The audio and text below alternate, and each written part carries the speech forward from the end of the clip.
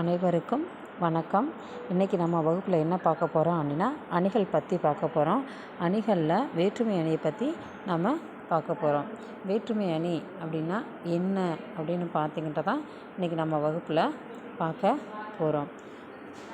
ஒற்றுமை உடைய பொருள்களில் நுட்பமான வேற்றுமையை கண்டறிந்து அதனை வெளிப்படுத்துவது வேற்றுமை அணி அப்படின்னு சொல்கிறார்.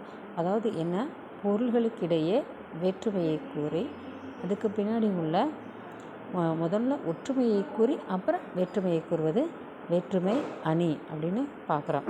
இதவே என்ன அப்படின்னா நூற்பா என்ன சொல்லுது அப்படின்றத அப்புறம் பார்க்கலாம். கூற்றினும் குறிப்பினும் ஒப்புடை இருபொருள் வேற்றுமை படவரின் வேற்றுமை அதுவே. இதுக்கான விளக்கம் அப்படின்னு பார்த்தீங்கன்னா, வெளிப்படையாக சொல்லப்படுகின்ற கூற்று மொழியாலேயோ அல்லது குறிப்பாலவோ ஒற்றுமை உடைய இரு பொருள்களுக்கிடையே வேற்றுமையை உள்ளதை உள்ளவாறு கூறுவது வேற்றுமை ஆகும். அடுத்து என்ன அப்படின்னு பார்த்தீங்கன்னா, இந்த வேற்றுமை அணி எப்படியெல்லாம் வரும், எதன் அடிப்படையில் வரும் அப்படின்னு பார்த்தீங்கன்னா,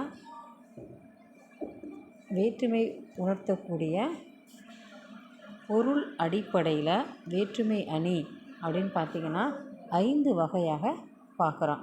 பொருள் அடிப்படையில் வேற்றுமை அணி 5 வகைகள்.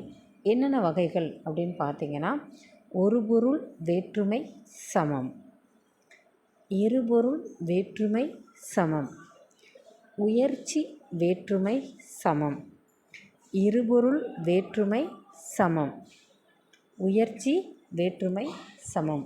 இந்த அடிப்படையில் வேற்றுமை அணிகள் 5 வகையில் அடிப்படும். இது ஒவ்வொரு வகையும் அடுத்த வகுப்பில் நாம் தெளிவாக பார்க்கலாம்.